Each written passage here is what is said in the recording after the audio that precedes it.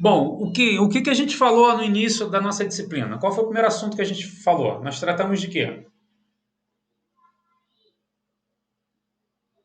Preciso que vocês abram o microfone para a gente poder conversar, ué.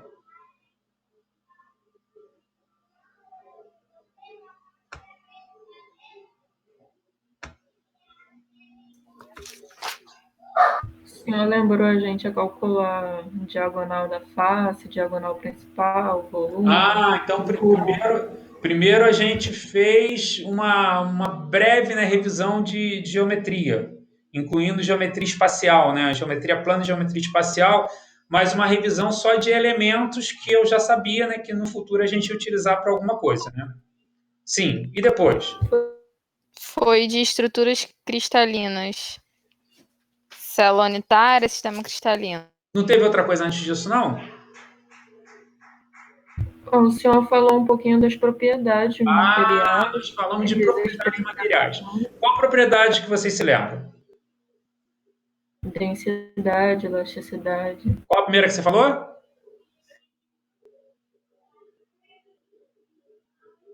Qual a primeira que você falou antes de elasticidade? densidade. Densidade. Então, densidade, lembra? Densidade, né, a gente conversou, e aí eu disse para vocês o seguinte, olha, é comum, né, a gente vem com essa ideia de, quando fala em densidade, a gente logo fala, densidade é massa sobre volume. Pronto, a fórmula é essa, então a gente acha que assim está bem definido. Mas se a gente pensar uma outra forma de explicar isso, como é que a gente pode dizer densidade? Densidade é uma quantidade de material que cabe dentro de um determinado espaço. Então, uns materiais são mais densos do que o outro, por quê? Porque comparando o mesmo espaço, eu tenho mais material ali dentro. Por isso as densidades são diferentes. Aí a gente aproveitou para tirar aquela dúvida para nunca mais esquecer. Quem é mais denso mesmo, a água ou o óleo? A água. A água. Por que a água é mais densa? Porque ela é mais pesada. Então, se eu tenho uma densidade maior, é porque eu tenho mais material dentro daquele volume. Se eu tenho mais material dentro daquele volume, é porque ele se torna mais pesado. E se a gente coloca dois fluidos, né, e um é mais leve e o outro é mais pesado, o mais leve vai ficar em cima e o mais pesado vai ficar embaixo. Às vezes a gente faz uma confusão e acha que o óleo é mais denso, mas na verdade a gente está pensando numa outra propriedade que é chamada de viscosidade. Então, o óleo ele tem dificuldade de fluir. Então, quanto maior a dificuldade de fluir, de escoar, mais viscoso esse material é. Então, o óleo é mais viscoso do que a água, tá bom? Então, essa é a grande dificuldade, a confusão que às vezes a gente faz quando vai pensar em densidade entre óleo e água, quem é maior, quem é menor, tá bom? Bom, seguindo a outra que foi falada, elasticidade. Elasticidade, ela é parecida na definição com qual outra propriedade? Oi, Wagner. Elasticidade é parecida na definição com qual outra propriedade? Ductibilidade? Isso, com dutilidade, plasticidade ou maleabilidade, significam a mesma coisa. Então, todas essas duas propriedades, tanto a elasticidade como a dutilidade, são a capacidade de se deformar a partir de um esforço. Só que, quando o material é elástico, você retira esse esforço e aí o material volta para a forma original. Quando o material não é elástico, quando ele é plástico, dútil ou maleável, ele não volta para a forma original. Então, as duas sofrem o mesmo esforço, porém, se for elástico, volta, né? Elasticidade é voltar à forma original e plasticidade é manter uma forma deformada. Não necessariamente a última forma, mas guardar algum tipo de deformação. Outra propriedade que a gente tenha falado. Fragilidade. Fragilidade. Para a gente chegar à fragilidade, a gente falou de uma outra antes. Alguém lembra? Resistividade. Não. Fragilidade. Fragilidade está associada a quê? Ai, eu não lembro. Está associada a Dúteis? Dúteis dureza ou em frágeis? excesso. Lembra? Quando o material é duro demais, ele acaba se tornando frágil. O vidro, por exemplo, ele é duro demais, por isso ele se torna frágil. Mas a gente conversou algumas coisas a respeito dessas duas propriedades. Bom, primeiro, dureza. Dureza o que é? Dureza é quando o material ele tem alta resistência à deformação, alta resistência ao risco e alta resistência à penetração. essa questão de resistência à penetração é porque o ensaio de dureza é feito com material chamado penetrador. Então, ao quanto que a gente consegue penetrar dentro do material. Materiais mais duros a gente penetra menos, materiais mais dúteis ou mais macios consegue se penetrar mais, tá? Então, a escala de dureza é medida mediante um penetrador. Só que quando o material é duro demais, ele normalmente tem fragilidade, ou seja, ele se rompe com facilidade. Mas lembra que a gente abriu um parênteses para fazer algumas comparações. Então, por exemplo, depende muito do formato da peça. E aí você vai poder dizer se realmente é frágil ou não. E a gente fez a comparação, por exemplo, do ferro fundido. Então a gente falou da cabeça da marreta, que é de ferro fundido, mas ela é compacta. As 3 dimensões dela são aproximadas. Então, raramente, eu particularmente nunca vi, não sei se algum de vocês já viu, uma cabeça de marreta quebrada. Mas você pega uma tampa de galeria de água pluvial, daquelas redondas que ficam no meio da rua, no meio do asfalto, ela também é de ferro fundido. Só que você vai pegar aquela tampa e ela tem uma espessura pequena comparada com o seu diâmetro. Então, aquela espessura pequena dela faz com que ela se torne frágil. Aquela tampa você já viu quebrada. Então, a fragilidade ela está associada, sim, a uma dureza em excesso, mas você tem que avaliar também, tem que analisar as dimensões da peça, tá? As características que essa peça tem. A outra que vocês falaram foi o quê? Resistividade. O oposto à resistividade foi condutividade elétrica. E aí a gente até falou, porque a gente falou um pouquinho rápido, né, sobre ligações químicas. Então a gente falou sobre a ligação iônica, ligação covalente, ligação metálica, e eu disse para vocês naquela história, né, antes da gente começar a entender um pouco sobre, de fato, como os metais se comportam, que lá na química a gente aprendia que a ligação metálica ela se dava entre metais e que os átomos, né, os núcleos, ficavam imersos numa nuvem eletrônica. E aí essa nuvem eletrônica ela vai explicar o porquê que os metais têm condutividade elétrica e por que eles têm condutividade térmica. Então, condutividade elétrica é condução de energia elétrica, condutividade térmica é condução de calor. E resistividade é justamente a oposição à passagem de corrente elétrica. Então, a gente falou até de alguns materiais aí, né? A gente falou sobre resistividade, a gente fez uma comparação da porcelana, né? Ela é utilizada, por exemplo, na vela de ignição com a propriedade de resistividade. No entanto, ela dissipa bastante calor. Então, até alertei vocês, alguém que porventura algum dia vá trocar a vela de algum motor, né, de combustão, cuidado que se o motor estiver recém trabalhado, a vela está quente ainda, porque ela dissipa bastante calor. Ela protege da corrente elétrica, mas dissipa calor. Bom, falamos de que mais? Falamos da tenacidade. Quem lembra o que é tenacidade?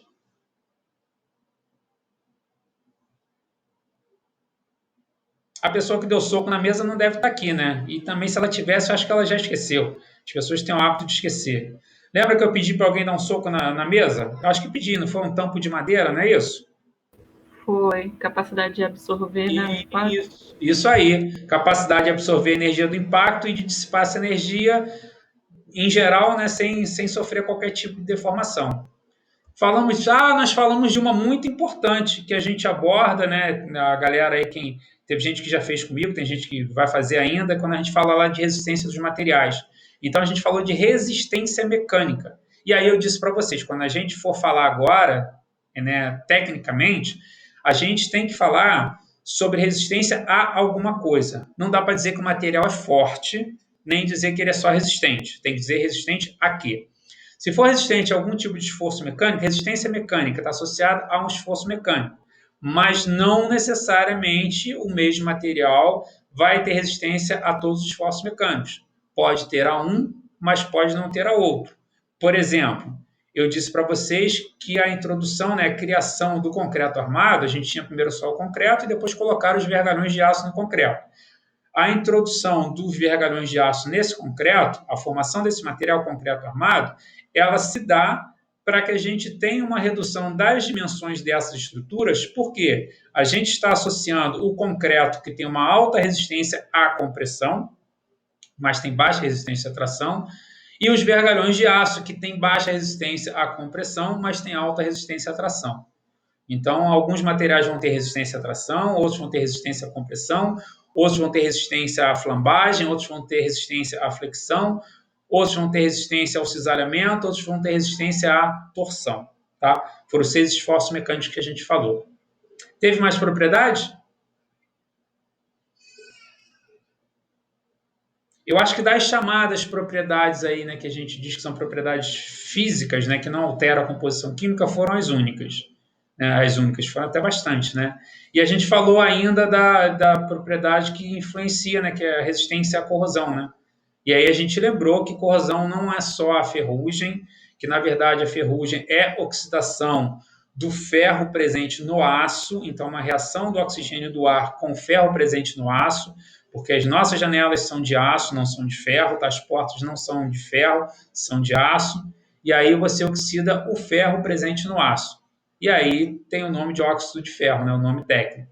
Mas que existem outros tipos de corrosão. Por exemplo, os ácidos são colocados normalmente em recipientes plásticos, porque os ácidos corroem os metais. Então, existem outros tipos de corrosão. Bom, então primeiro a gente falou sobre isso, sobre as propriedades dos materiais. Aí a gente começou a falar que a gente ia tentar começar a conhecer as coisas que tem, né, dentro do material para que a gente pudesse falar das propriedades. E aí a gente depois até vai voltar lá, ou a gente pode estender aqui, porque eu acabei não falando das propriedades, né, da ferrita, da perlita e da cementita, que são coisas bastante importantes, que a gente precisa levar em consideração, tá? Porque a gente está conhecendo essas coisas pequenas para saber por que outras propriedades aparecem nos materiais. E aí a gente viu que durante o processo de solidificação, por exemplo, dos metais, esse processo é um processo de cristalização, que é a repetição de uma unidade básica ao longo de todo esse material. Essa unidade básica ela recebe o nome de célula unitária. E a gente viu que a célula unitária podia ser representada por alguns sistemas cristalinos. A gente estudou 3. Quais foram?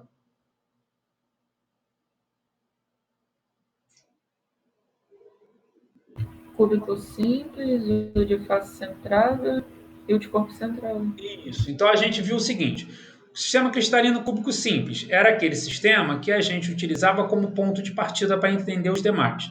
Então lembra um cubo no qual a gente tem átomos posicionados nos vértices. Então cada um dos vértices desse cubo a gente tem um átomo que é uma estrutura esférica. Então para esse átomo, para essa esfera estar posicionado no vértice, o centro da esfera está coincidindo exatamente com o vértice. E aí a gente viu que dentro dessa estrutura cristalina, cúbica simples, cada célula unitária é representada pelo cubo, mais a parte que está interna ao cubo. O que estiver fora é da célula unitária vizinha, seja para o lado, para cima, para trás, para frente, seja lá para onde for. E aí a gente verificou que no vértice, a fração de átomo que estava dentro da célula unitária correspondia a 1/8 de átomo. E aí, como eu tenho 8 vértices, somando esses 1/8 de cada vértice, a gente tinha um átomo por célula unitária no sistema cristalino cúbico simples. E aí me dava um fator de empacotamento, que é uma taxa de ocupação que é semelhante à densidade, né, que a gente utiliza para os metais, de apenas 0,52 ou 52%. Motivo pelo qual os metais não se cristalizam assim. Eles precisam ter uma densidade maior, um fator de empacotamento maior. Só que densidade é a comparação de massa com volume, que a gente está comparando volumes, né? Volume de átomo e volume da célula unitária, que é a comparação entre volumes. Bom, a gente partiu para o próximo sistema cristalino cúbico de corpo centrado. O próprio nome estava dizendo, a gente estava colocando um corpo, né, dentro dessa célula unitária. Então, além dos 1/8 que eu tinha nos vértices, agora eu tenho um átomo também no centro. Então, eu tinha 1/8 de cada vértice que me dava um átomo, com mais um átomo do centro, 2 átomos por célula unitária. E aí isso já aumentava o meu fator de empacotamento para 0,68 ou 68%. E aí, entre os outros, né, eu pedi que vocês não se esquecessem de que o ferro, a temperatura ambiente, ele é CCC. Hoje vocês conseguem fazer analogia. Por que a gente precisou gravar isso? Porque o ferro, a temperatura ambiente, ele é representado pelo microconstituinte chamado ferrita. Então, ferro puro, a temperatura ambiente, ele é totalmente ferrita. E a ferrita é um microconstituinte que se organiza na forma cúbica de corpo centrado. E aí é por isso que o ferro ele é CCC. Bom, aí a gente saiu desse sistema cristalino e foi para um outro de fator de empacotamento ainda maior, que era o cúbico de faces centradas. Então, além dos átomos, agora a gente não tem mais o átomo no centro da célula unitária, né, porque a gente parte do sistema cristalino cúbico simples. Então, além daqueles 1/8, né, em cada vértice, a gente vai ter agora na face. E aí, 1/8 em cada vértice me dava um átomo por célula unitária, e nas faces eu conseguia colocar, ó, meio átomo em cada fase. Como eu tenho 6 faces, então 6 vezes meio, 3. Então 3 mais 1, 4 átomos por célula unitária. E aí meu fator de empacotamento aumentava para 0,74. A gente fez até as continhas aqui para demonstrar, né? Diante da relação do parâmetro cristalino com o raio atômico, o parâmetro cristalino é a aresta do cubo, o raio atômico é o raio, né, do átomo. Então, de acordo com essa relação, a gente fez algumas continhas para demonstrar esses fatores de empacotamento.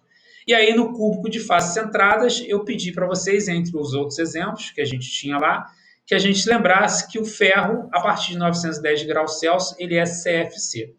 Hoje, a partir do estudo, né, da região altetóide, do diagrama de fase da liga ferro-carbono, no qual a gente viu os microconstituintes, a gente sabe por que isso acontece.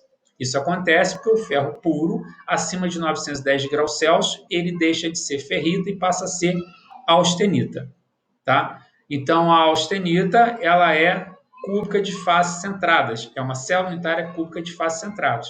E aí é por isso que o ferro, acima de 910 graus Celsius, ele é CFC. Bom, aí depois disso, o que a gente fez? A gente começou a estudar diagramas. Antes de falar de diagramas, a gente fez uma revisão para a gente nomear e entender que, a partir de agora, na engenharia, a gente não vai falar de mistura homogênea e mistura heterogênea. Quando a gente identifica uma única fase, a gente está chamando de solução. Quando a gente identifica duas ou mais fases, a gente está chamando de mistura. Então, a gente viu primeiro, né, o diagrama bem simples, que era da água com açúcar, no qual a gente tinha só 2 campos, para a gente entender como é que funcionava, né, essa questão da composição química, né, que é a minha ordenada que está na horizontal, e da temperatura, que é a ordenada que está na vertical. E aí depois partimos para um diagrama um pouco mais complexo, que era o diagrama da água com sal, e a gente viu algumas coisas que acontecia, passou a conhecer faixas de solidificação, ponto eutético, a gente viu que a gente pode ter, né, soluções líquidas, mais soluções sólidas também, que a gente pode ter mais de uma fase no estado sólido, que a gente pode ter, né, toda vez que a gente tem 2 estados, a gente já está obrigatoriamente tendo 2 fases, e a gente trabalhou em cima desse diagrama. E aí, saindo desse diagrama um pouco, a gente foi ver alguns diagramas de ligas metálicas para a gente poder fazer análises e descobrir, primeiro, como é que a gente faz a leitura de fases presentes ou microconstituintes, dependendo do que tem no diagrama, como é que a gente faz a leitura da composição química de cada uma dessas fases ou desses microconstituintes, dependendo do diagrama, e como é que a gente estabelece a quantidade relativa de fases, né, que a gente tem, qual percentual que a gente tem de cada um, diante do que a gente aprendeu como regra da alavanca. Bom, fizemos alguns exercícios, né, desses sobre regra da alavanca e partimos aí finalmente para o nosso diagrama de fase da liga ferro-carbono, no qual apresentei para vocês o diagrama completo. E aí, no diagrama completo, a gente tinha muito mais coisa para falar sobre ele, né? Então, lá no diagrama completo, a gente começou a verificar algumas coisas, como, por exemplo, a solubilidade máxima de carbono no ferro, que era 6,67%. Por que a gente tinha 2 tipos de ligas ferro-carbono, né? Os aços e ferros fundidos, e qual era a principal diferença entre as duas. A gente viu lá no diagrama que existe um limite de aproximadamente 2,11%. Abaixo disso a gente considera como aços, acima disso a gente considera como ferros fundidos. A gente ainda identificou nesse diagrama que a temperatura de fusão do ferro puro era em torno de 1.600 graus Celsius. A gente viu nesse diagrama que a gente tinha uma linha superior acima da qual tudo está no estado líquido, então essa linha a gente chamava de linha líquidos, que também aparece em outros diagramas, né? Em outros diagramas também a gente vai ter a linha líquidos. A gente viu que a gente tinha uma linha inferior nesse diagrama, abaixo da qual tudo estava no estado sólido, e aí essa linha a gente chamava de linha sólidos, também vai haver em outros diagramas, e a faixa, né, ou as faixas que se encontram entre essas duas linhas, são as faixas chamadas de faixas de solidificação. É onde obrigatoriamente eu vou ter pelo menos, né, 2 fases, porque vai ter uma fase líquida e uma fase sólida. A gente viu também nesse diagrama que a gente tinha 2 pontos parecidos, né? A gente, além de ter o ponto eutético, que era em torno de 4,3%, a gente tinha um outro ponto com menos teor de carbono, que era o ponto eutetóide, com 0,8%. Ele é semelhante, embora não haja mudança de estado físico. E aí a gente separou, né, essa região, que é a região eutetóide do diagrama de fase da liga ferro-carbono, para estudar Porque esse é o principal material que a gente utiliza na engenharia, é o aço. Então, a gente tem uma infinidade de aço, a gente vai falar sobre alguns tipos de aço, e por conta disso a gente precisa entender o que tem dentro dos aços. E aí a gente foi estudar esse diagrama, que foi o que eu expliquei para vocês hoje. Tá? A gente culminou nesse diagrama. O que ainda faltou dizer para vocês daquele diagrama? Faltou dizer para vocês o seguinte, a gente falou aqui de algumas propriedades, né? Dutilidade, dureza, são propriedades que elas são propriedades importantes, principalmente de acordo com o que você queira fazer com o teu material. E nos aços, quem influencia, e aí eu estou falando de aço carbono comum, é aço que basicamente só tem ferro e carbono. A gente vai ver que alguns outros elementos aparecem por conta do processo de fabricação dos aços, né, de obtenção dos aços, a gente vai falar sobre isso, mas são aços que, principalmente, né, quando falarem aço carbono comum, são aços que basicamente têm ferro e carbono. Para esses aços, é importantíssimo o teor de carbono, ou a quantidade de carbono que existe neles. Por quê? Quanto menor a quantidade de carbono, mais dútil ele é. Quanto maior a quantidade de carbono, mais duro e resistente o aço é. Por que isso acontece? Aí a gente falou dos microconstituintes. Quando eu tenho pouco carbono, eu estou favorecendo o aparecimento de qual microconstituinte? A gente viu 3 microconstituintes que acontecem na temperatura ambiente. A gente viu a ferrita, a perlita e a cementita. Tá? A temperatura elevada, a gente tem a austenita. A gente viu esses 3 e viu que eles podem aparecer, né, misturados entre si. Quando eu tenho pouco carbono, eu estou lembrando de qual microconstituinte? Ferrita, perlita ou cementita?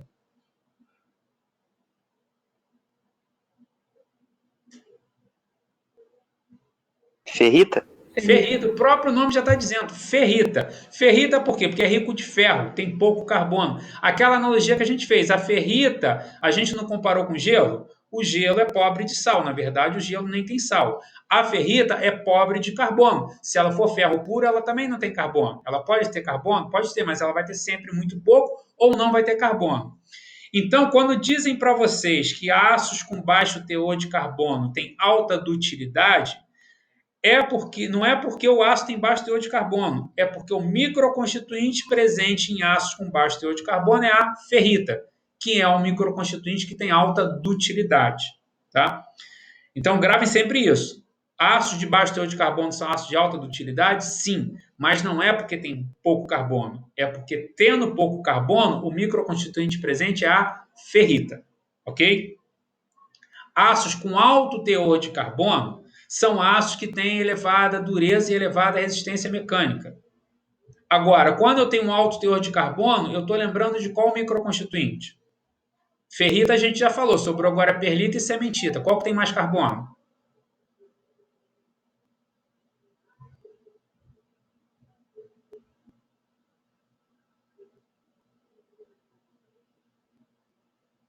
%50 de chance.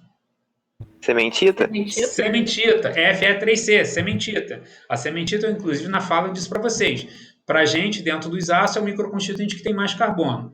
Então, na verdade, quando dizem para vocês que aços com alto teor de carbono, né, ele tem uma elevada dureza e uma resistência mecânica também elevada, não é porque ele tem muito carbono, é porque tendo muito carbono, tem um microconstituinte que, por enquanto, para a gente, é o microconstituinte mais duro da liga ferro-carbono, que é a cementita.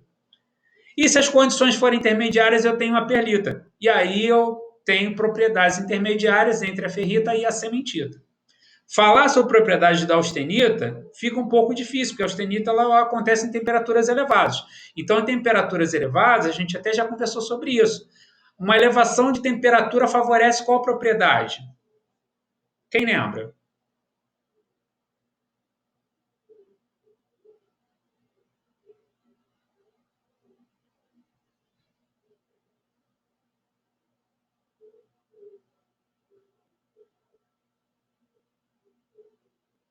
A gente chegou a falar, acho que, de temperatura de transição, não falou?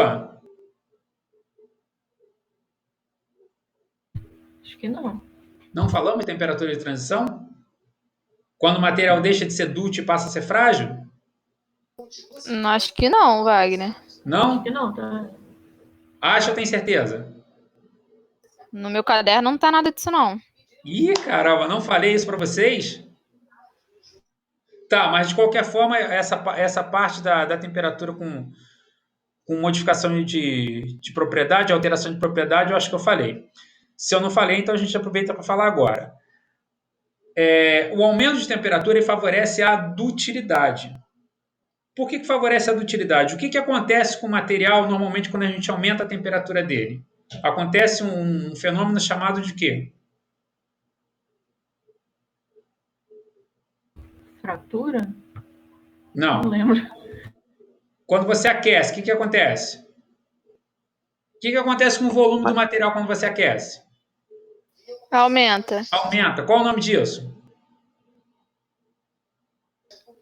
Dilatação térmica. Dilatação. Então, quando você aquece o material, quando você fornece calor, você tem um aumento de volume, tá? Vamos falar de volumétrico que fica mais fácil para a gente entender. Mas você está colocando mais material ou só está fornecendo calor? Fornecendo calor. Só fornecendo calor. Então, se o material está aumentando por quê? Porque as distâncias interatômicas, se for material formado só por átomos, sem moléculas, ou as distâncias intermoleculares estão aumentando. Se você está aumentando a distância entre eles, fica mais fácil de você moldar esse material. Então, esse material tem uma plasticidade melhorada. Então, aumenta a plasticidade. Tá bom? Então, eu estou falando isso por quê? Porque já de imediato, o que a gente vai poder falar sobre a austenita? Que ela tem uma elevada dutilidade, porque ela acontece em temperaturas elevadas. Então, não dá, por exemplo, a gente comparar propriedades da austenita com as propriedades da ferrita, da perlita e da cementita, porque a austenita ela acontece em temperaturas elevadas. Ok? Tem alto o quê?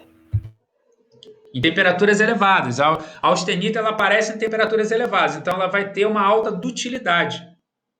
Porque a temperatura elevada ela favorece a dutilidade porque você está aumentando as distâncias intermoleculares e interatômicas.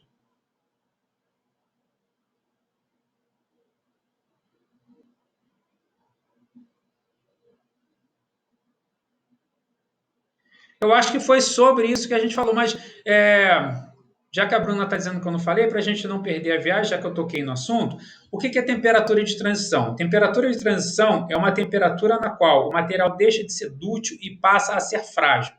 Ou seja, ele deixa de se romper com deformação e passa a se romper sem deformação. Por exemplo, se a gente pega um vidro e joga no chão, ele parte sem se deformar.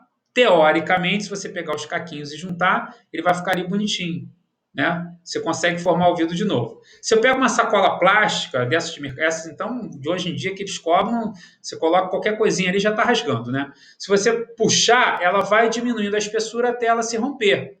Se você juntar uma na outra, ela já não tem mais a mesma forma. Então pensem só no seguinte: se eu penso na água, eu penso num copo com água. Então eu tenho um copo com água, eu pego esse copo, a água está no estado líquido, e vou virando esse copo com água. Vou virando, vou virando, vou virando, e aí formei um filete de água. Esse filete está caindo. Esse filete está caindo. Se eu começo a desvirar esse filete, ele vai diminuindo, vai reduzindo a seção transversal, até que ele se rompe. Ou seja, ele tinha uma dimensão, né? E foi reduzindo essa dimensão, ou seja, foi se deformando até romper. Então aqui ele está dútil. Mas se eu pego esse mesmo copo com água e coloco dentro do congelador e ele fica com a temperatura abaixo de 0 grau, se eu tirar e jogar no chão, ele não vai ter deformação. Ele passou de dútil para frágil. Então ele vai bater no chão, vai quebrar todo, vai espatifar todo. Teoricamente, né, se não houvesse o derretimento dele, você ia juntar e você ia formar esse copo de novo. Tá? Então, para o caso da água, por exemplo, a gente chama de 0 grau temperatura de transição. Acima disso está no estado líquido. Então, ele favorece a dutilidade, ele é dútil. Abaixo disso está no estado sólido. Então, ele passa a ser frágil. Então, ele rompe por fragilidade. É diferente. Então, com os materiais acontece a mesma coisa. Você vê na própria produção do vidro. O vidro ele é duro e é frágil. Mas se você for aquecendo o vidro, vai chegar no momento que ele vai começar a ficar viscoso. Então ele começa a se deformar. Quando isso acontece, ele atingiu a temperatura de transição. Deixou de ser frágil e passou a ser dútil. Tá bom? Bom, acabamos fazendo, né, na verdade, aí, uma revisão. do que a gente falou, acrescentamos mais algumas coisas. De tudo que a gente falou, que a gente vem falando até hoje, alguém quer levantar alguma questão, levantar alguma dúvida, pedir para explicar alguma coisa de novo?